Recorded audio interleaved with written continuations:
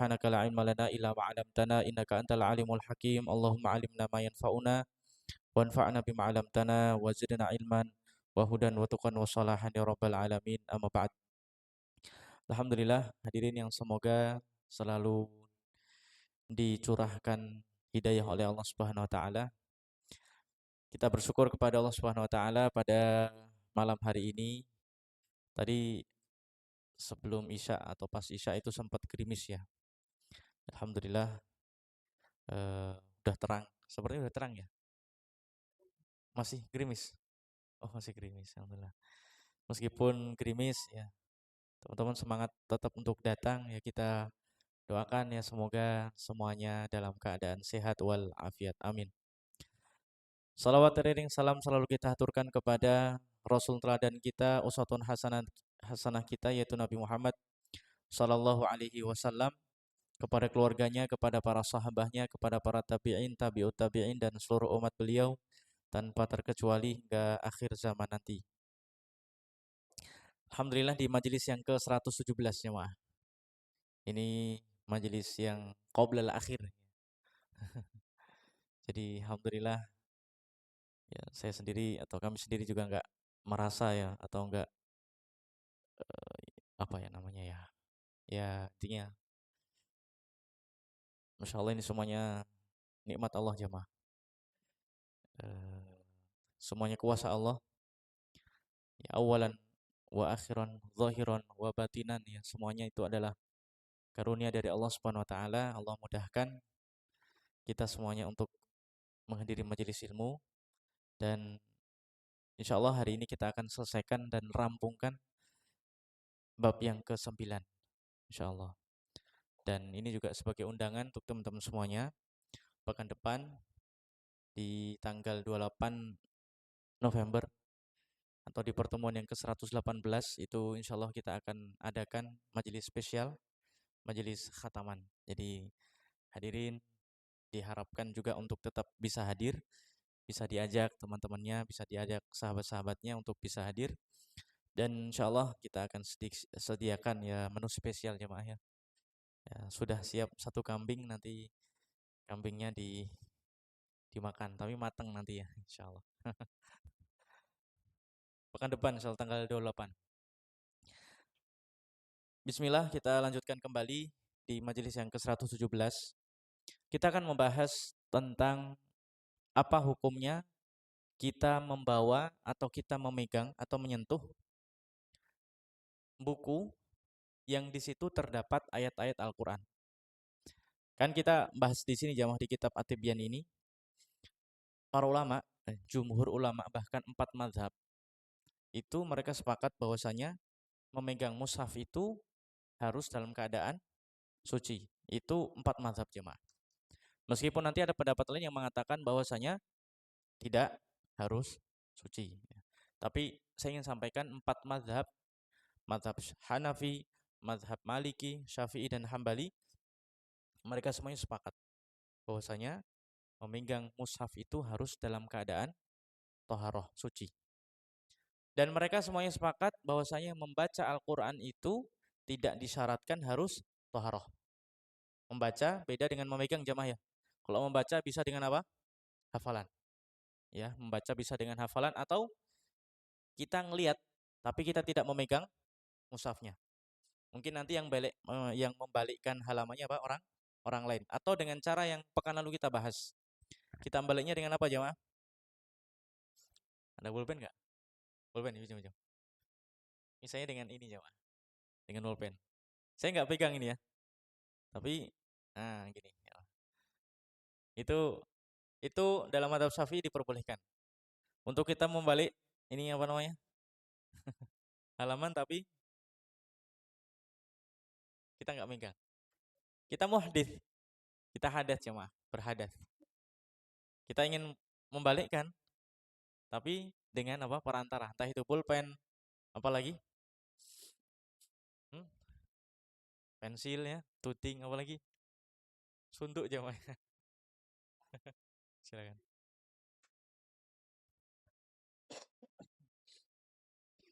Apapun bentuknya itu yang penting dia adalah apa? Ya bisa digunakan untuk kembali itu. Nah, itu diperbolehkan. Nah, sekarang kita membahas kalau itu bukan mushaf, tapi itu buku, misalnya buku kayak gini. Tapi di dalamnya terdapat apa ayat-ayat Al-Qur'an atau misalnya kitab fikih atau kitab tafsir. Nah, kita bahasanya kan membahas itu jemaah. Jadi apa hukumnya kita menyentuh, kita memegang atau kita membawa buku yang di situ terdapat ayat-ayat Al-Qur'an. Bukan Al-Qur'an itu, bukan mushaf ya, tapi di dalamnya terdapat ayat-ayat Al-Qur'an. Qala al-Imam An-Nawawi rahimahullah, "Idza massal muhdits awil junub awil haid aw hamala kitaban min kutubil fiqh aw ghairahu minal ulum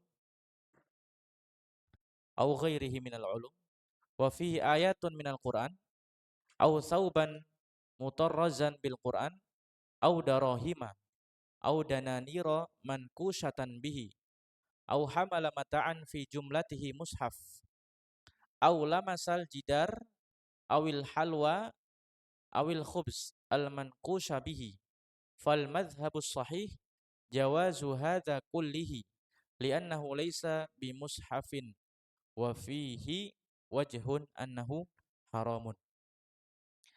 Hadirin yang semoga dirahmati Allah Subhanahu wa taala, di sini disebutkan idza. Apa artinya idza jemaah? Jika ya, apabila. Massa, apa artinya massa? Menyentuh. Al muhdits. Apa itu muhdits? Orang yang sedang berhadas. Contohnya apa? Misalnya keluar angin. Itu namanya apa jemaah? Sedang berhadas. Dia berwudu, kemudian buang angin, itu namanya orang sedang berhadas.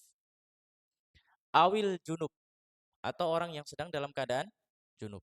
Awil haid, atau wanita yang sedang haid. Jadi orang yang berhadas atau orang yang sedang junub atau orang yang sedang haid. Entah itu memegang au hamala. Apa itu hamala? Membawa. Kalau massa itu misalnya ini massa kan ya. Nyentuh ini jemaah. Kalau hamala saya pegang. Ini hamala. Au hamala kitaban min kutubil fiqhi. Jika orang yang sedang berhadas atau orang yang sedang junub atau orang yang sedang haid menyentuh atau membawa sebuah buku fikih misalnya atau buku lainnya dari ilmu-ilmu yang lain, misalnya buku fikih yang memungkinkan terdapat ayat Al-Qur'an, misalnya buku apa lagi jemaah? Tentang akhlak misalnya, tauhid, tentang macam-macam lah, buku hadis atau yang lainnya. Wa fihi ayatun minal Qur'an, dan di dalam buku tersebut terdapat ayat-ayat Al-Qur'an. Kalau kita Patibian masuk nggak dalam kategori ini jemaah? Masuk, karena di dalamnya apa? Ada ayat-ayat Al-Qur'annya. Meskipun itu bukan, ini jamaah ini bukan mushaf ya, tapi di dalamnya terdapat apa? Ayat-ayat Al-Qur'an. Au sauban mutarrazan bil Qur'an. Nah, apa ini jamaah?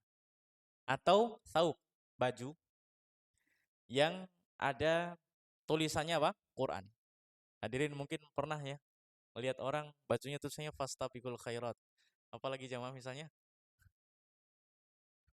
Hah? Apa? Nasrun minallah misalnya. Atau misalnya kalau saya Al-Fatihah belum lihat nih ya. Ada nggak mungkin lihat jamaah Al-Fatihah gitu kan? Atau potongan-potongan ayat itu ya. Apapun bentuknya itu. Jadi entah itu nyentuh buku atau nyentuh baju yang terdapat ayat-ayat Al-Quran atau darohim. Apa itu darohim jamaah? Dinar ataupun dirham. Kalau dinar itu terbuat dari apa? Emas. Kalau dirham terbuat dari perak. Yang di koin itu atau di dirham atau dinarnya tertuliskan ayat Al-Quran. Mata uang, tapi tertuliskan ayat Al-Quran. Ini saya coba lihatkan ya. Ada sebuah gambar. Ini sebagai ini aja jemaah untuk memudahkan kita. Ini anggap aja uang ya jemaah ya. Tapi uangnya ini bukan uang apa? 500 perak atau apa lagi? Ini emas ya, ini dinar. Ini surat apa nih, Jom? Allahu Ahad ya, Allahus Samad lam yalid walam yulad. Seandainya jamaah di dalam, dan ini ada dalam sejarah Islam, pernah di masanya Bani Umayyah ya, dinasti Umayyah, di situ disebutkan ada mata uang yang tertuliskan beberapa ayat-ayat apa? Al-Qur'an. Nah, ini pertanyaannya adalah kalau orang tersebut sedang haid atau orang itu sedang berhadas atau orang itu sedang junub, apakah boleh megang buku tersebut atau memegang baju tersebut atau memegang uang tersebut? Au hamala mata'an fi jumlatihi mushaf, atau membawa mata. Apa itu mata? Mata itu barang-barang. Misalnya dia membawa koper, tapi koper tersebut diantara isinya adalah mushaf. Apakah itu harus bersuci jamaah? Dia membawa misalnya kerdus lah. Di kerdus tersebut macam-macam, ada baju, tapi di atasnya apa? Mushaf. Nah, orang kalau membawa seperti itu barang-barang yang begitu banyak macamnya, tapi salah satu isinya adalah mushaf, apakah disyaratkan harus berwudu? Nanti terjawab di sini. Aula masal jidar, awil halwa, awil khubs, al mankusha bihi.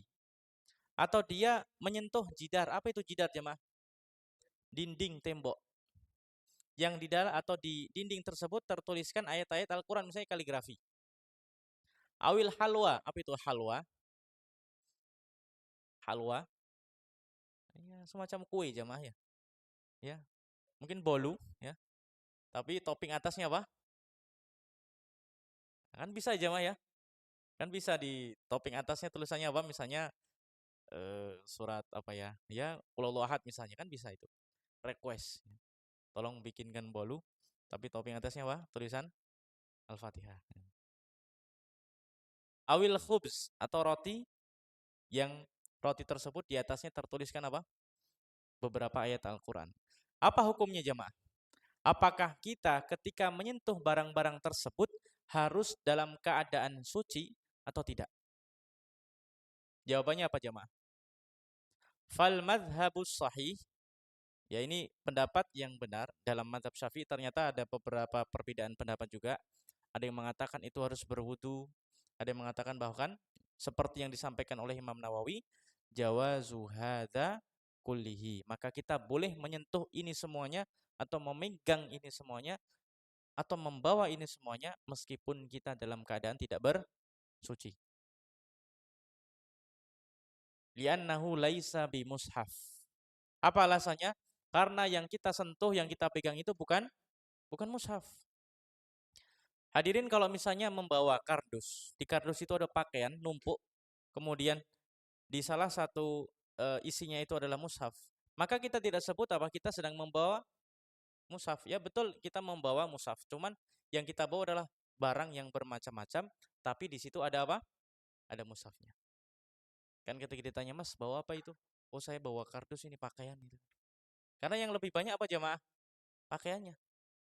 Maka kalau kita sedang membawa seperti itu, kita tidak diwajibkan untuk dalam keadaan apa? Bersuci. Atau misalnya hadirin memegang dinding, lagi lewat di masjid misalnya atau dimanapun, tiba-tiba di situ ada kaligrafi di dinding tersebut. Maka untuk memegang kaligrafi itu tidak disyaratkan harus bersuci. Artinya kita dalam keadaan berhadas pun diperbolehkan. Atau kita membawa buku At-Tibyan ini, tidak disyaratkan harus ngapain jamaah? Bersuci. Meskipun di dalam buku ini terdapat ayat-ayat Al-Quran. Bisa dipahami jamaah ya? Jadi ini diperbolehkan kita untuk memegangnya, menyentuhnya, ataupun kita membawanya meskipun dalam keadaan tidak bersuci. Alasannya apa jamaah? Alasannya karena itu bukan mushaf. Karena itu bukan mushaf. Sama halnya kalau kita misalnya megang HP, di dalamnya ada aplikasi Al-Quran. Harus bersuci nggak jamaah? Karena ini kalau kita tarik dengan hari ini jamaah, kekinian. Apakah kita harus bersuci kayak gitu? Enggak. Boleh jamaah kita memegangnya meskipun kita dalam keadaan tidak berwudu. entah itu dengan HP atau dengan alat yang lainnya. Wa fihi wajhun, tapi juga ada pendapat lain yang mengatakan annahu haram. Itu haram, artinya tidak boleh dipegang kecuali dalam keadaan bersuci. Ya. Tapi yang dipilih oleh Imam Nawawi, diperbolehkan kita untuk menyentuh atau membawanya meskipun kita dalam keadaan berhadas, junub ataupun wanita sedang haid. Bisa dipahami jemaah ya? Yang seperti ini. Ini kalau ini kan sebetulnya ya harian kita, betul nggak jemaah? Kan ini sifatnya ya persoalan atau permasalahan yang itu mungkin sifatnya harian itu ya. Ya, apakah mungkin kita sedang membawa buku, tapi kita bingung ini bukunya itu ada ayatnya. Boleh nggak kita memegangnya tanpa bersuci? Jawabannya boleh jemaah.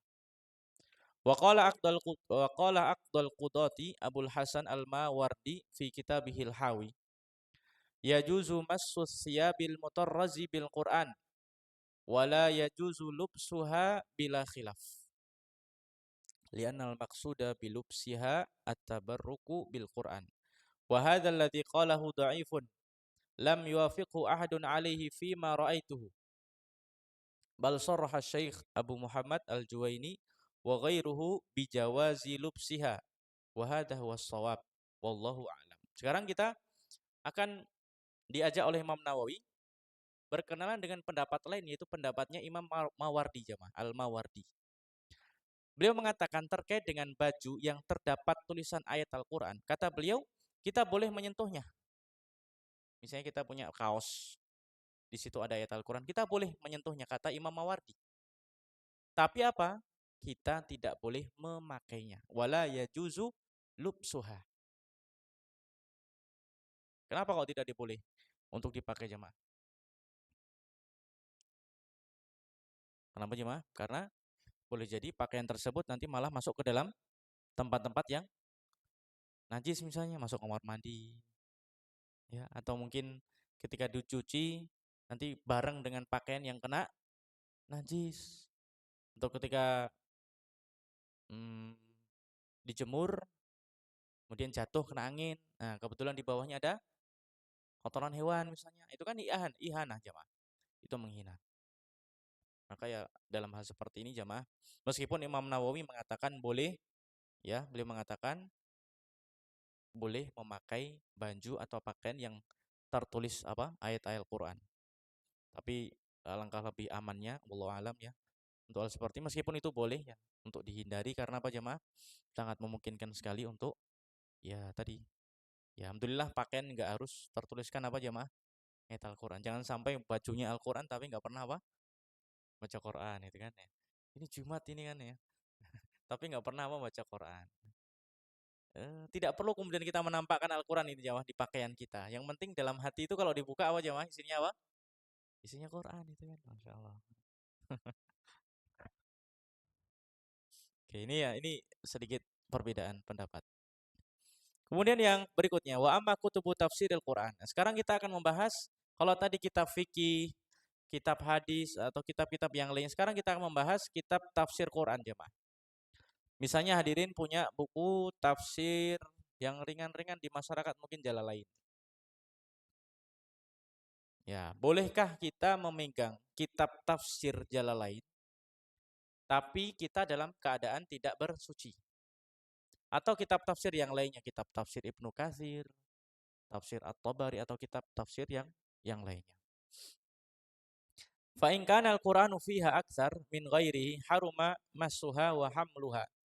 Wa in kana ghairuhu aktsar kama huwal ghalib fa fihi salasatu aujuh. Asahuha la yahrum wa sani yahrum wa salisu in kana al-Qur'anu bi khattin mutamayyizin bi ghiladin aw humratin aw wa nahwihima haruma wa in lam yatamayyaz lam yahrum. Di sini disebutkan kalau itu adalah kitab tafsir Quran. Kita lihat dulu jemaah. Apakah ayat Al-Qur'annya ya itu lebih banyak daripada penjelasannya? Apa yang dimaksud dengan penjelasan itu tafsirnya? Jadi dilihat jemaah, yang lebih banyak itu Al-Qur'annya atau ayat-ayat Al-Qur'annya, huruf-huruf Al-Qur'annya, atau malah yang lebih banyak itu adalah perkataan mufassirnya atau ahli tafsirnya. Nah, terkait dengan kitab tafsir Jalalain ini memang ada yang mengatakan tafsir Jalalain itu adalah ternyata ketika diteliti ya, jumlah ayat Al-Qur'annya itu lebih banyak daripada syarah atau penjelasan Imam Jalaluddin As-Suyuti ataupun Jalaluddin Al-Mahalli jamaah. Maka sebagian ulama berpendapat ketika kita membawa kitab tafsir Jalalain kita harus berwudu, bersuci. Tapi yang lain mengatakan enggak, itu kitab tafsir. Bagaimanapun juga orang tidak akan mengatakan itu mushaf, tapi apa? Itu kitab tafsir. Makanya namanya apa? Kitab tafsir Jalalain, bukan mushaf. Itu jamaah ya. Karena itu apa? Itu disebut sebagai kitab tafsir. Atau misalnya hadirin rahimakumullah, misalnya ini mushaf terjemahnya, Pak. Ya ini kan ada Quran di tengahnya, kemudian ada apa? Terjemahnya. Nah, hadirin kalau megang ini bersuci nggak jemaah? Gimana jemaah? Ini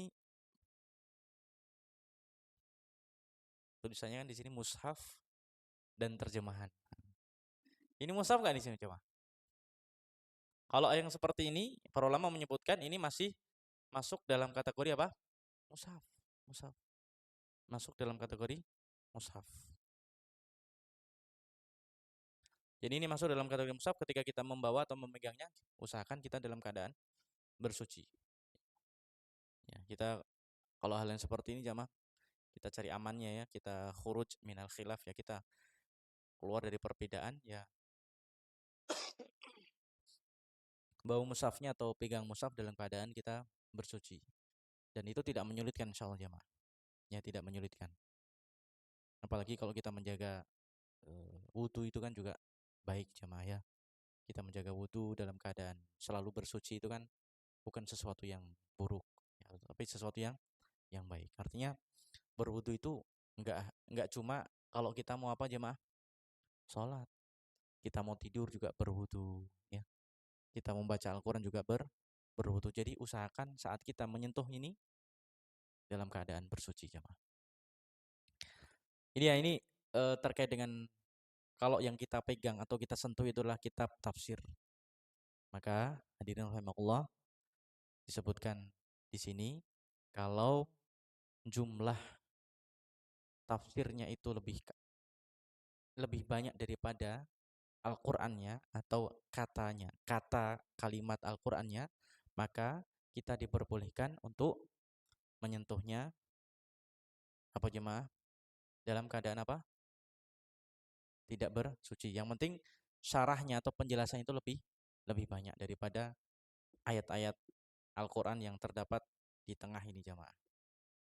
Tapi kalau ternyata jumlah ayat Al-Qur'an itu lebih banyak daripada penjelasan, kadang gini jemaah, ketika menafsirkan itu misalnya alhamdulillahirabbil alamin. Itu kan ada beberapa huruf itu ya. Tapi ternyata nanti penjelasan setelahnya itu hanya mungkin kurang dari itu jemaah. Alhamdulillahirabbil alamin misalnya setengah baris. Itu penjelasannya mungkin cuma apa jemaah? Kurang dari setengah baris. Maka kalau yang seperti ini lebih banyak ayatnya atau lebih banyak penjelasannya jemaah? Lebih banyak ayatnya karena ayatnya misalnya setengah baris gitu ya. Jadi sekali lagi ini terkait dengan hukum kita memegang buku atau kitab tafsir disebutkan di sini kita diperbolehkan untuk memegangnya meskipun kita tidak dalam keadaan bersuci. Kemudian kita lanjutkan lagi di paragraf yang berikutnya. Wa amma kutubu ahadithi Rasulullah sallallahu alaihi wasallam fa in lam yakun fiha ayatun minal Qur'an lam yahrum massuha. Wal aula alla yamassaha illa ala taharatin. Wa in kana fiha ayatun atau wa in kana fiha ayatun lam yahrum massuha alal madhhab bal yukrah wa fihi wajhun annahu yahrum wa huwa al wajhul ladzi fi kutubil fiqhi. Sekarang kita membahas tadi dari buku tafsir ya, kitab fikih dulu, kemudian kitab tafsir Al-Qur'an. Sekarang kita membahas kalau yang kita pegang itu kitab hadis jemaah. Bisa disebutkan jemaah kitab hadis apa mungkin? Kitab hadis apa misalnya? Kitab hadis misalnya apa? Misalnya Arba'in jamaah. Ya. Sahih Bukhari misalnya. Kitab-kitab hadis ya Sahih Muslim dan lain sebagainya. Riyadhus Shalihin gitu. Adapun kitab-kitab hadis Rasulullah Shallallahu alaihi wasallam, apabila di dalamnya itu tidak terdapat ayat-ayat Al-Qur'an, maka tidak dilarang kita untuk memegangnya dalam keadaan berhadas. Misalnya gini jamaah. Teman-teman membawa kitab Sahih Muslim misalnya. Di dalam Sahih Muslim itu ada ayatnya nggak jemaah? Ada ayatnya nggak jemaah? Ada ayatnya. Ada ayatnya. Maka ketika di situ ada ayatnya, maka kita dianjurkan untuk ngapain jemaah? Kita mau bersuci. Yang tipis lah jemaah, yang tipis. Arba'in jemaah. Ada nggak ayatnya di dalamnya? Ada jemaah. Ada ayatnya meskipun ya sedikit, tapi ada ayatnya. Maka hukumnya apa? Dianjurkan kita untuk memegangnya dalam keadaan bersuci. Tapi kalau di situ cuma hadis saja, tidak ada ayatnya sama sekali, maka kita diperbolehkan memegangnya meskipun dalam keadaan tidak bersuci. Riyadhus Shalihin jamaah ini yang mungkin di masyarakat sering kita dengarkan Arba'in, yang kemudian apa Riyadhus Shalihin. Riyadhus Shalihin ada ayatnya nggak jamaah? Riyadhus Shalihin ada ayatnya nggak jamaah? Ada. Setiap bab pasti ada ayat sebelumnya. Jadi setiap bab itu Imam Nawawi ya metodenya beliau sebutkan bab namanya judul, kemudian beberapa ayat baru hadis. Ya, kalau kita mengambil pendapat ini, berarti kalau kita ingin memegang kitab tersebut, kita dianjurkan untuk bersuci terlebih dahulu. Tapi tentunya ini jamaah ya, pendapat dalam mazhab Syafi'i. Dan ini dipraktikkan jamaah oleh Imam Daril Hijrah, yaitu Imam Malik bin Anas. Imam Malik bin Anas itu ketika beliau ingin mengajarkan hadis di Masjid Nabawi, tepatnya di Raudhah, beliau pasti akan bersuci terlebih dahulu jamaah. Ketika beliau ditanya, wahai Imam, kenapa kok engkau seribet ini toh? Mau ngaji saja, ngajar saja, memakai pakaian yang terbaik, kemudian majelisnya dikasih bukhur, tahu bukhur jamaahnya? Dupo itu jamaahnya. Ya orang Arab kan suka yang biasanya kayak ya ada wadah dipegang kayak pot itu jamaah, kemudian ada keluar asapnya. Ya.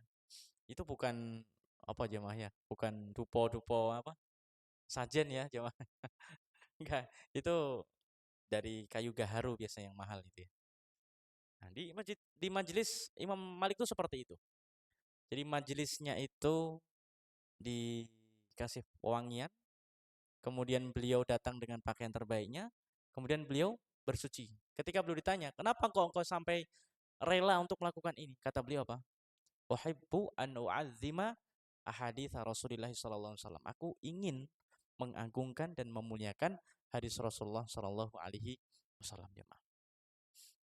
Dan kita semuanya juga ingin meneladani Imam Malik bin Anas. Setiap kita mendatangi majelis ilmu, ya kita usahakan dalam keadaan apa? Bersuci.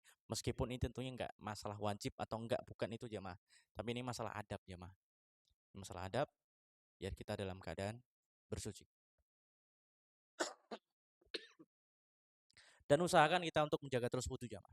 Karena siapa tahu kita nggak tahu ya, kita matinya kapan dan di mana. Ya usahakan semoga ketika kita dicabut nyawanya itu kita dalam keadaan apa? Bersuci. Nah, dan itu sangat penting sekali. Artinya dan orang yang bersuci itu kan berarti dia berusaha untuk ya menggugurkan dosa-dosanya dengan cara berwudu. Setiap kita berwudu, dosa-dosa itu akan mengalir bersama dengan aliran air itu. Lalu paragraf yang berikutnya wa amal mansukhu tilawatuhu. Ya, sekarang kita berbicara tentang ayat-ayat Al-Qur'an yang mansukh. Apa itu mansukh, jemaah? Dihapus. Jadi ayat Al-Qur'an itu atau Al-Qur'an itu mengalami proses sampai kepada yang kita pegang hari ini. Itu dulu ada beberapa ayat yang dihapuskan oleh Allah Subhanahu wa taala. Di antaranya disebutkan misalnya asy-syaikhu wasyaikhatu idza zanaya farjuhumuhuma Albattah nakalan minallah. Jadi ini adalah ayat terkait dengan hukuman orang yang berbuat zina. Hukumnya ada sekarang, yaitu kalau sudah menikah maka dirajam. Tapi kita tidak menemukan ayat yang mengatakan itu. Dulu ada ayatnya, tapi kemudian ayatnya dihapuskan oleh Allah Subhanahu wa taala. Mana sakh min ayatin aw nusiha na'ti bi khairin minha aw misliha. Jadi jamaah rahimahullah, kalau kita misalnya menyentuh ayat yang itu sudah dimansukh oleh Allah Subhanahu wa taala, maka hukumnya apa jamaah? Kata beliau fala yahrumu massuhu wala hamluhu. Kita boleh misalnya kita punya catatan, di situ tertuliskan ayat ini, wasyaikhu wasyaikhatu idza zanaya farjumu huma. Ini di mushaf enggak ada jemaah. Ya mushaf yang kita baca hari ini itu enggak ada. Tapi dulu itu termasuk yang dibaca. Maka kalau ada orang yang menuliskan di lembaran misalnya, boleh memegangnya meskipun dalam keadaan tidak berwudu, ya. Meskipun dalam keadaan tidak berwudu. Begitu juga disebutkan di sini qala ashabuna wa kadzalika Tauratu wal Injil. Kalau ada orang yang megang atau menyentuh atau membawa kitab Taurat dan Injil, apakah diwajibkan untuk berwudu jemaah? Apa jemaah? Enggak. Misalnya ada orang yang dia megang Injil jemaah. Maka ketika dia membawa Injil tidak disyaratkan untuk berwudu. Nah, bisa dipahami jemaah ya? Ada pertanyaan? Silakan. Hal min soal. Ada yang mau ditanyakan? Fadhol, kalau ada pertanyaan silakan bisa disampaikan.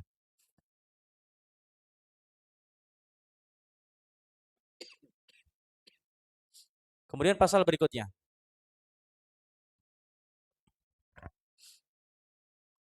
Faslun idza kana ala mawdi'in min badanil mutatahhir najasatun ghairu ma'fuwin anha harum alaihi masul mushafi bi mawdi'in najasati bila khilaf wala yahramu bi ghairihi 'ala al-madhhab as-sahih al-masyhur alladhi qalahu jamaahiru ashabina wa ghairuhum minal ulama. Sekarang persoalan lainnya, Pak.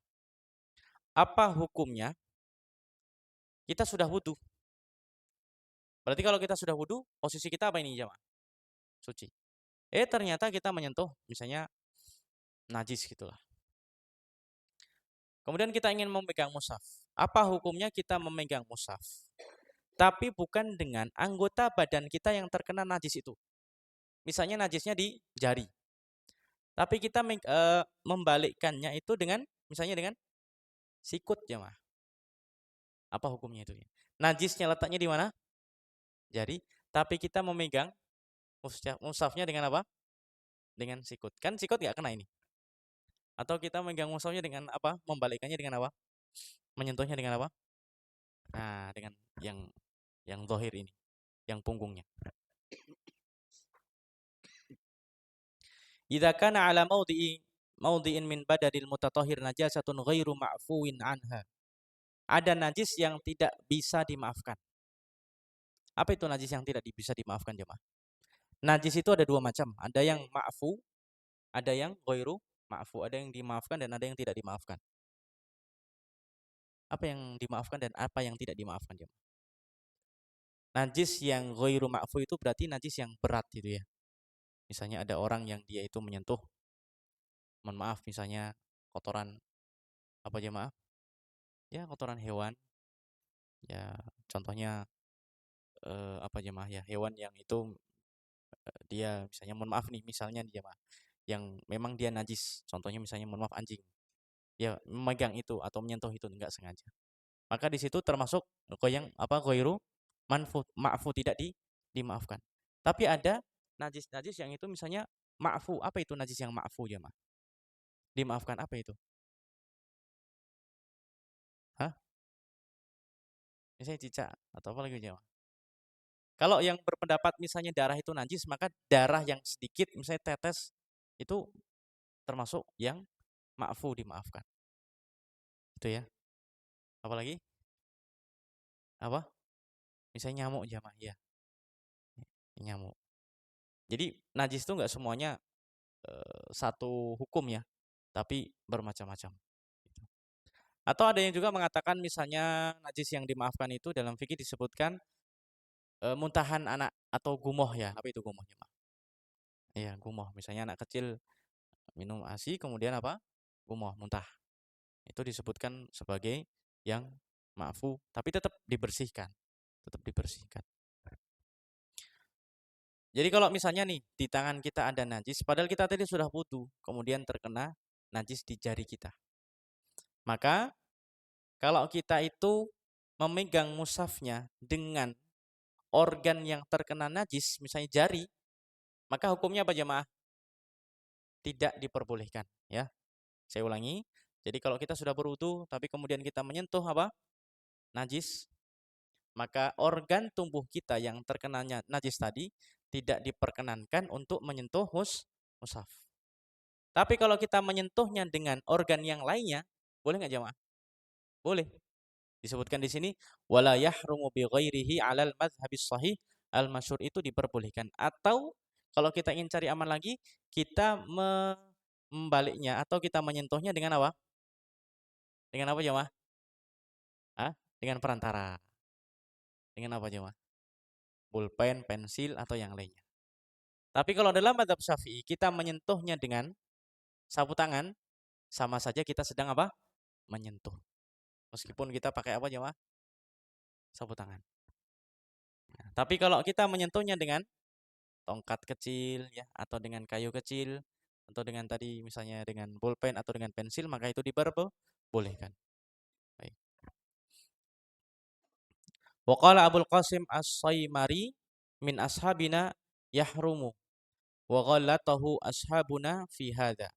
Wa qala al-Qadhi Abu Thayyib hadzal ladzi qalahu mardudun bil ijma'.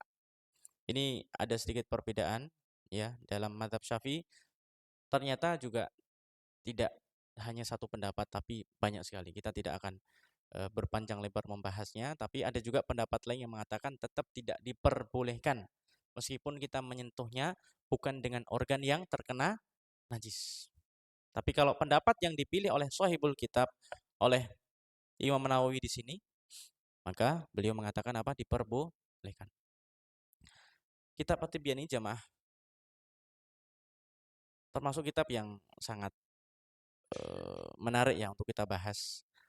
Apalagi kalau kita membahas dan kita ingin rinci lagi, ini bukunya bisa jadi karya jamaah. Karyanya apa? Kita memilih pendapat Imam Nawawi dalam persoalan tertentu. Ini bisa menjadi sebuah karya jamaah. Jadi kita bisa kumpulkan. Ini kan beliau sebutkan berbagai macam pendapat. Ini kalau ada misalnya kesempatan, insya Allah bisa kita coba untuk memulai. Jadi dari persoalan-persoalan fikih, ini buku ini bisa kita ringkas lagi jamaah. Jadi misalnya ahkam fikih saja, kita bahas ahkam fikih muta'alliqah bi tilawatil Quran. Misalnya terkait dengan membaca Al-Quran. Apa hukumnya ketika memegang? Ini kan beliau sebutkan berbagai macam pendapat. Nah, karya kita apa misalnya? Kita hanya memilih misalnya pendapat Imam Nawawi saja. Ini kan sepertinya belum ada, wallahu alam ya. Tapi setahu saya belum ada yang seperti itu. Tapi ini mungkin bisa menjadi salah satu karya jemaah. Jadi kita ya semoga nanti juga ya karena kita sudah hampir mengkhatamkan At-Tibyan ini, semoga Allah mudahkan untuk bisa ya meringkas karya maestro ini jemaah ya, At-Tibyan ini, dan kita mungkin bisa berikan judul ya Ikhtiyarat ya Al-Imam An-Nawawi fil Masail Al-Fiqhiyah Al-Muta'alliqah bi Tilawatil Quran. Jadi pendapat-pendapat pilihan Imam Nawawi terdapat dalam kitab At-Tibyan ini terkait dengan masalah-masalah fikih. Tapi hanya khusus pendapatnya siapa? Imam Nawawi saja yang dipilih oleh beliau, yang di sini misalnya dengan sebutan Al-Madzhab As-Shahih. Intinya beliau pilih pendapat ini. Atau misalnya Al-Mukhtar atau Al-Azhar atau Asoh yang lain sebagainya. Itu saya rasa menjadi ya semoga Allah mudahkan nanti untuk bisa merealisasikan, amin ya rabbal alamin. Contohnya yang bisa di sini. Tsumma 'alal masyhur qala ba'du ashabina innahu makruh wal mukhtar. Ah, ini mukhtar. Berarti beliau memilih pendapat ini. Apa? Annahu laisa bimakruh. Artinya apa? Beliau mengatakan kalau kita memegang dengan organ yang tidak terkena najis, hukumnya apa jemaah? Boleh. Yang dilarang itu apa? Kalau kita memegangnya dengan organ kita atau tangan kita yang di situ ada najisnya. Misalnya yang kena najis tangan kanan, yang kiri boleh nggak megang jamaah? Boleh. Itu ya. Jadi yang tidak diperbolehkan itu adalah organ kita atau bagian kita yang terkena najis. Gitu. Kemudian kita lanjutkan lagi jamaah. Bismillah. Masih ada 3 pasal sedikit lagi. Faslun, qala al-musannif rahimahullah, faslun yang berikutnya itu terkait dengan apa hukumnya kita memegang mushaf. Tapi kita enggak faqidut tahura ini, faqidul ma. Faqidul ma itu artinya kita enggak dapat air. Boleh enggak kita tayamum tapi tujuannya untuk memegang mushaf? Selama ini mungkin kita taunya tayamum itu hanya untuk apa jemaah? Salat. Untuk salat itu ya. Kita mau salat tapi kita nggak dapat air, mubeng-mubeng yang muter-muter nggak dapat air, atau kita sakit, dokter mengatakan ini jangan kena air dulu, mungkin kena luka bakar atau yang lainnya. Ini namanya faqidul ma, nggak punya apa? Kesempatan untuk memakai air atau tidak punya kesempatan untuk menggunakan air. Jadi tayamum itu nggak cuma untuk apa? Sholat. Orang tawaf bisa nggak tayamum jamaah? Tawaf bisa, ya. Dia tapi kalau untuk nyari air gak ketemu itu mustahil hari ini jamaah. Tapi mungkin dia ya tadi itu sakit, ya, didorong sehingga dia tidak diperkenankan untuk memakai air. Maka itu bisa diganti dengan tayamum. Begitu juga dengan membaca Quran. Bisa tayamum untuk membaca Al-Quran. Man lam yajid ma'an fatayammama haitsu yajuzu lahu tayammum yajuzu lahu masul mushaf. Sawa'un kana tayammumuhu lis-salati aw li ghairiha mimma yajuzu tayammumu lahu. Wa amma man lam yajid ma'an wala turaban fa innahu yusalli ala hasabi halihi wala yajuzu lahu masul mushaf li'annahu muhdithun wa jawazna lahu as-salata lid-darurati. Kata beliau, adapun orang yang tidak mendapatkan air, artinya dia ini enggak dapat air ya, atau tidak diperbolehkan untuk menggunakan air. Jadi tayamum itu jamaah tidak hanya ketika orang itu tidak menemukan air. Ada air tapi tidak diperbolehkan, itu juga boleh tayamum. Jadi sekali lagi jamaah ya, tayamum itu bagi orang yang tidak menemukan air atau bagi orang yang dia punya air tapi dia tidak diperbolehkan. Atau misalnya dia punya air di perjalanan.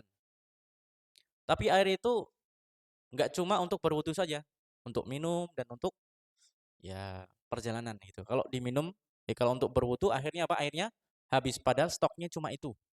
Bayangkan mungkin orang sedang di gurun atau di tempat yang memang itu enggak ada air, tapi stoknya hanya sedikit. Maka boleh seseorang menggunakan tayamum tersebut ya ketika tidak menemukan air atau ketika tidak bisa menggunakan air meskipun air tersebut ada. Ya juzulahu masul mushaf, maka ketika dia tayamum boleh dia memegang menyentuh mushaf. Sawon kana tayammumuhu lis-shalah aw li ghairiha mimma yajuzu tayammum lahu. Jadi jamaah dalam mazhab Syafi'i, tayamum itu ada khilaf. Ada yang mengatakan tayamum itu dia rafi'un lil hadas. Ada juga yang itu mubih. Apa bedanya? Kalau yang mengatakan tayamum itu adalah rafi', berarti ketika kita ya tayamum kita boleh untuk sholat. Jadi satu paket seperti kita berwudu. Saat kita berwudu boleh kita sholat, kemudian ngapain lagi jemaah? Baca Quran, tawaf atau yang lainnya. Tapi ada yang mengatakan itu mubih saja, mubih. Mubih itu apa? Mubih itu artinya apa? Kalau kita tayamumnya untuk tilawah Quran, maka kalau kita ingin sholat kita harus tayamum lagi. Itu namanya mubih jemaah. Tapi Imam Nawawi menyebutkan apa? Tayamum itu rafi'un lil hadas. Ngangkat. Makanya beliau berpendapat tayamum itu setara dengan wudu. Itu ya, Maya. Jadi tayamum itu apa? Setara dengan berwudu. Jadi kalau teman-teman nanti menemukan ada orang kok tayamumnya itu bolak-balik, misalnya dia sholat tayamum. Kemudian dia kok mau buka mushaf tayamum lagi, mungkin dia berpendapat dengan pendapat yang mengatakan bahwasanya setiap aktivitas yang membutuhkan wudu, maka dia akan mengulang tayamumnya lagi. Itu ya, Maya. Tapi pendapat yang dipilih oleh Imam Nawawi apa? Rafi'. Ya. Tayamum itu ngangkat hadas. Berarti posisinya, kedudukannya seperti orang yang berwudu. Ya, bukan beda.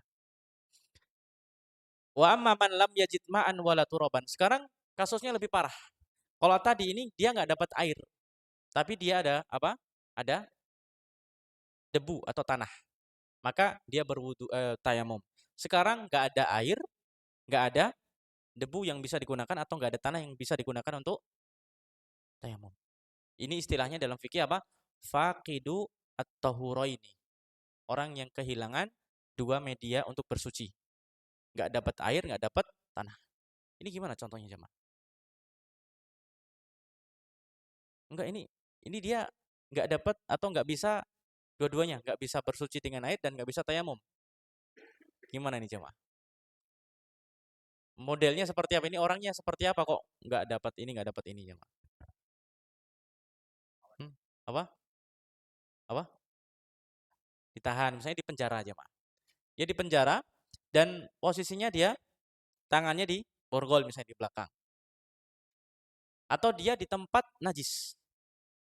Jadi misalnya ditempatkan di sebuah ruangan yang itu tempatnya apa? Mohon maaf, najis, akramakumullah. Ya, najis misalnya. Ada air tapi itu air apa? Najis. Bahkan mungkin temboknya apa? Tembok yang najis. Itu namanya apa? Faqidut tahurain. Tahurain. Fa innahu yusalli ala hasabi halihi. Kalau dia dalam posisi seperti itu, maka dia tetap harus sholat. Apapun kondisinya, harus sholat. Tapi dia tidak diperbolehkan untuk menyentuh mushaf. Apa alasannya, jemaah? Karena orang itu berhadas. Loh, apa yang membedakan orang itu boleh sholat, tapi orang ini nggak boleh megang mushaf? Apa, jemaah? Beliau sebutkan wajawazna lahus shalah lidarurah. Kami bolehkan orang itu untuk sholat karena kondisinya darurat. Karena baca Quran itu kan bisa kapan saja, jemaah, nggak harus sekarang itu ya. Tapi sholat itu kan waktunya apa? Terbatas. Mungkin orang itu seharian dikurung gitu ya. Hari itu dia nggak bisa. Wah, saya nggak dapat air kok, saya nggak dapat apa debu yang bisa untuk tayamum, saya nggak sholat. Nah, itu nggak bisa kayak gitu. Dia tetap harus apa? Sholat. Tapi dia tidak diperkenankan untuk memegang mushaf. Nah, karena apa? Sholat diperbolehkan lid daruroh karena kondisinya darurat. Sedangkan memegang mushaf atau menyentuh mushaf atau membawa mushaf itu kan bisa selain waktu itu. Walau kana ma'ahu mushafun walam yajid man yudi'uhu iyyahu wa ajaza 'anil wudu' jaza lahu hamluhu lid-darurah. Qala al-qadhi Abu Thayyib wa la yalzamuhu at-tayammum wa fi ma qalahu nadhar wa yanbaghi an yalzamahu at-tayammum. Sekarang persoalannya adalah kalau kita sedang punya mushaf, posisi kita sedang tidak berwudu, jemaah. Dan kita enggak menemukan orang yang bisa kita titipi mushaf ini. Jadi saya membawa mushaf. Posisi saya mungkin sedang tidak berwudu. Saya saya cari orang, saya titipkan kemana ini ya? Saya ingin masuk kamar mandi. Jazalahu hamluhu lidarurah. Maka diperbolehkan saya untuk membawa mushaf ini meskipun dalam keadaan apa? Apa, jemaah? Dalam keadaan berhadas. Gimana kasusnya tadi? Saya punya mushaf. Saya nggak bisa berwudu dan saya tidak menemukan ada orang yang bisa saya titipi. Tolong bawakan dulu ya. Tolong pegangan dulu. Kalau kondisi seperti ini apa, jemaah? Jazalahu hamluhu, maka saya boleh membawanya karena alasannya darurat. Bahkan kata Qadhi Abu Thayyib wala yalzamuhu at-tayammum, ini enggak perlu tayamum. Wa fi ma qalahu nadhar, tapi dibantah oleh Imam Nawawi. Nah, ini sekali lagi pendapat yang dipilih oleh Imam Nawawi. Imam Nawawi mengatakan orang itu harus tayamum. Orang itu harus tayamum. Wa ma Amma idza khafa 'alal mushaf min haraqin aw gharaqin aw wuqu'in fi najasatin aw husulihi fi yadi kafirin fa innahu ya'khuduhu wa in kana muhditsan lidarurah. Sekarang ada orang punya mushaf. La qadarullah misalnya rumahnya terbakar. Dia kondisinya sekarang sedang tidak berwudu. Kalau dia berwudu, mushafnya keburu apa? Kebakar. Atau dia sedang naik kapal misalnya. Kapalnya hanyut. Melihat mushaf. Posisi dia apa jemaah? Sedang di kanop, di apa namanya itu? Yang kecil itu apa namanya? Kapal apa? Sekoci misalnya, sekoci. Perahu kecil itu. Dia ngeliat mushaf, tapi dia kondisi dia sedang tidak berwudu. Apakah yang seperti ini dia wudu dulu? Tapi kalau dia wudu nanti dia ngelihat mushafnya tenggelam atau mushafnya kebakar. Atau misalnya dia ngelihat mushaf, posisi dia dalam keadaan hadas. Dan mushaf itu keburuk terkena najis kalau dia berwudu. Maka kalau dalam kondisi seperti ini jamaah, orang tersebut dalam kondisi darurat boleh memegangnya, boleh membawanya meskipun dalam keadaan apa? Berhadas. Ya meskipun kan dalam misalnya kebakaran itu, la qadarullah. Maka orang itu enggak nyari saya mau berwudu dulu ya. Ketika dia berwudu, mushafnya malah kebakar. Atau khawatir tenggelam atau khawatir masuk ke tempat yang najis. Atau mungkin mushaf itu nanti akan direbut oleh musuh misalnya. Lagi perang. Maka meskipun dia sedang berhadas, mushafnya tetap dipegang meskipun dalam keadaan apa? Sedang tidak berwudu. Karena ini kondisinya apa jemaah? Yang membolehkan apa ini jemaah? Karena itu darurat. Nah, ada istilahnya dalam ushul fikih apa? Ad-daruratu tubihul mahdzurat. Dalam kondisi darurat, maka itu membolehkan sesuatu yang dilarang oleh Allah Subhanahu wa taala. Berikutnya fi hukmi taharatis shabi. Lamsal mushaf atau lamsul mushaf. Hal yajibu 'alal wali wal muallim taklifu as-sabi al-mumayyiz at-taharata li hamlil mushaf wal lauh alladzaini yaqra'u fihima. Fihi wajhani masyhurani la ashabina asahhuhuma 'indal ashab la yajibu lil masyaqqah. Sekarang persoalannya jemaah, kalau ada anak kecil. Sobi ini berarti anak kecil yang belum balik ya, anak yang belum balik. Ketika dia sedang ngaji, apakah muallimnya, gurunya atau mungkin wali itu bisa orang tua atau orang yang dia ya ber apa ya, berkewajiban untuk ngurusi orang ini, ngopeni orang ini. Apakah orang ini harus diwajibkan atau anak ini harus diwajibkan untuk berwudu jamaah ketika dia memegang mushaf atau memegang lauh? Masih ingat lauh jamaah apa itu lauh? Lauh ini ya lauh. Papan yang digunakan untuk menuliskan ayat-ayat Al-Quran yang akan dihafal. Ini anak kecil yang belum balik tapi dia sudah tamyiz. Apa itu tamyiz jemaah? Tamyiz itu dalam mazhab Syafi'i dia bisa makan sendiri, dia bisa apa namanya? Membersihkan dirinya sendiri. Misalnya kalau dia buang air kecil atau buang air besar dia bisa cebok sendiri, itu namanya orang itu sudah tamyiz jemaah, sudah bisa istinja sendiri, itu namanya anak itu sudah tamyiz. Itu. Jadi ini anak kecil belum balik tapi dia sudah tamyiz atau sudah bisa membedakan mana yang baik dan mana yang buruk. Nah, apakah misalnya anak-anak TPA jemaah yang masih usia belum balik, sebelum balik apakah harus berwudu dulu nak? Maka di sini disebutkan ada dua pendapat dalam mazhab Syafi'i, ada pendapat yang mengatakan wajib. Ini orang tuanya, gurunya harus mewajibkan anaknya berwudu dulu. Tapi pendapat ini sekali lagi jamaah bisa ditambahkan di sini. Pendapat yang dipilih oleh Imam Nawawi apa? Tidak diwajibkan. Apa alasannya? Lil masyaqqah. Karena itu repot itu ya. Repot. Ya, karena alasannya apa? Repot.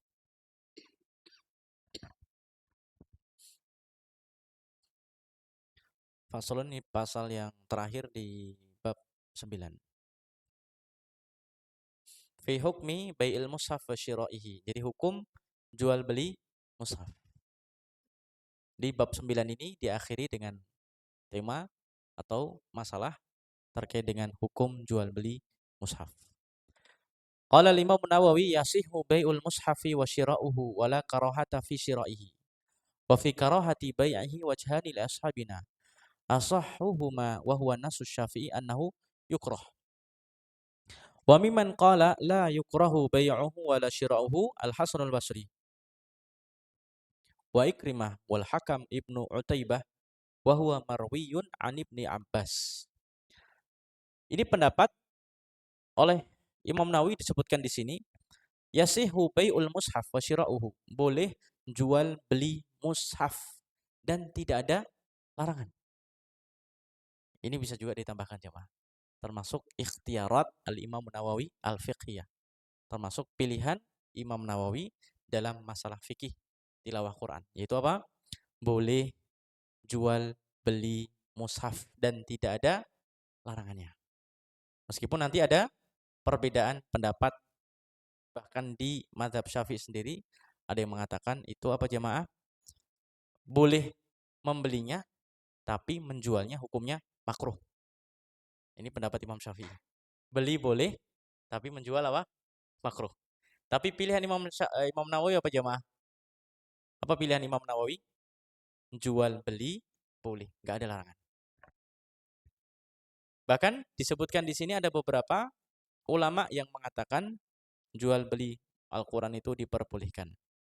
Seperti Al-Hasan al-Basri, ya, Ikrimah, Maula Abdullah bin Abbas, Al-Hakam bin Utaibah, ini para tabi'in, dan ini riwayat dari Ibnu Abbas, diperbolehkan untuk jual beli mushaf. Wa karihat ta'ifatun minal ulama bai'ahu wa syira'ahu. Tapi ada juga pendapat lain yang mengatakan bahwa jual beli mushaf itu dimakruhkan. Hakahu Ibnul Munzir an Alqamah wa Ibn Sirin wa Nakhai wa Shuraih wa Masruq wa Abdullah bin Zaid wa ruwi an Ibni Umar wa Abi Musa al-Asy'ari at-taghlita fi bai'ihi. Artinya apa jamaah? Ini ada perbedaan pendapat di kalangan para ulama terkait dengan hukum jual beli mushaf. Tapi kesimpulannya apa jamaah? Hal tersebut diperbolehkan. Karena yang kita jual itu bukan ayat Al-Qur'an, tapi yang kita jual apa jamaah? Jasanya, itu kan ya. Ada percetakannya, ya. Tintanya kalau misalnya nggak ada pemasukan, dari mana kita beli tinta jemaah? Kan butuh tinta, butuh apa lagi? Kertasnya, apalagi kertas, dan semuanya jemaah itu Al-Quran ini kan semuanya juga ada label halalnya jemaah. Jadi yang halal itu nggak cuma apa? Makanan. Teman-teman bisa cek nanti. Yang mencetak mushaf ini itu juga dipastikan semua alatnya dan bahan-bahannya itu semuanya harus halal.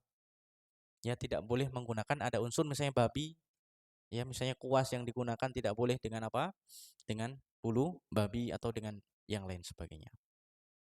Ya, jadi kesimpulannya boleh untuk jual beli mushaf. Dan itu bukan masuk dalam kategori jual beli ayat ini ya. Bukan apa jual beli ayat. Wa dhahabat ta'ifatun ila tarkhis fi syira' wa karahatil bai'. Hakahu Ibnul Munzir an Ibni Abbas wa Sa'id ibni Jubair wa Ahmad ibni Hambal wa Ishaq bin Rahuyah. Jadi ini di pasal yang terakhir di bab 9, alhamdulillah disebutkan tentang hukum jual beli mushaf. Dan pilihan Imam Nawawi apa jemaah? Boleh jual ataupun beli.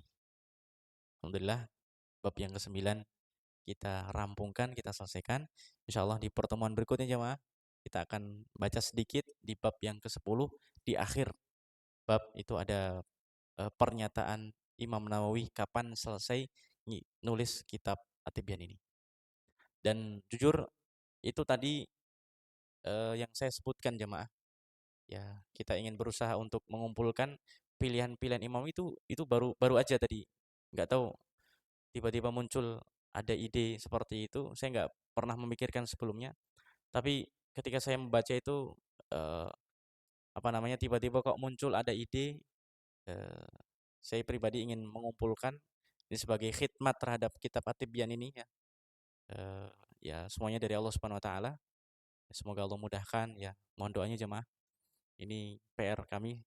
Semoga interaksi dengan At-Tibyan nggak selesai di sini, tapi saya berusaha, saya pribadi, dan semoga nanti ada teman-teman yang bisa membantu. Kita kumpulkan ikhtiarat Al-Imam Nawawi Al-Fiqhiyah fil Masail Al-Muta'alliqah bi Tilawatil Quran. Jadi pilihan-pilihan Imam Nawawi dalam masalah fikih yang terkait dengan tilawah Al-Quran. Semoga nanti ini bisa bermanfaat dan memudahkan orang-orang yang ketika membahas, karena jujur jamaah dalam fikih tilawah Al-Quran ini itu biasanya kan masuk dalam kategori fikih. Tapi kan itu kan kalau dalam masalah toharoh kita harus baca toharoh dulu. Nah kelebihan kitab At-Tibyan ini apa jemaah? Ini termasuk buku yang secara khusus membahas fikih-fikih terkait dengan tilawah Al-Quran. Ini kita dimudahkan di situ. Kita nggak perlu buka kitab fikih yang berjilid-jilid, yang bahasanya kan nyampur ya. Tapi kita dimudahkan dengan satu kitab ini, ibaratnya kita kulaannya banyak itu. Nah ini pasar ini ya. langsung ke langsung kulaan itu ya. Nggak cuma dapat satu masail atau masalah, tapi dapat masail yang sangat banyak sekali. Alhamdulillah jemaah, kita selesaikan bab 9 dan pekan depan jemaah jangan lupa ya. Jangan lupa pekan depan tanggal 28 November. Semoga Allah mudahkan dan semoga juga cuacanya cerah. Insyaallah kita akan mengadakan majelis spesial ya, khataman kitab At-Tibyan setelah berjalan lebih dari 2,5 tahun. Lebih dari 2,5 tahun. Amin. Begitu jemaah, kita akhiri dengan kafaratul majelis. Subhanakallahumma bihamdika asyhadu an la ilaha illa anta astaghfiruka wa atubu ilaik. Wassallallahu wasallam ala nabiyina Muhammad wa ala alihi wa sahbihi ajma'in. Terima kasih. Wassalamualaikum warahmatullahi wabarakatuh.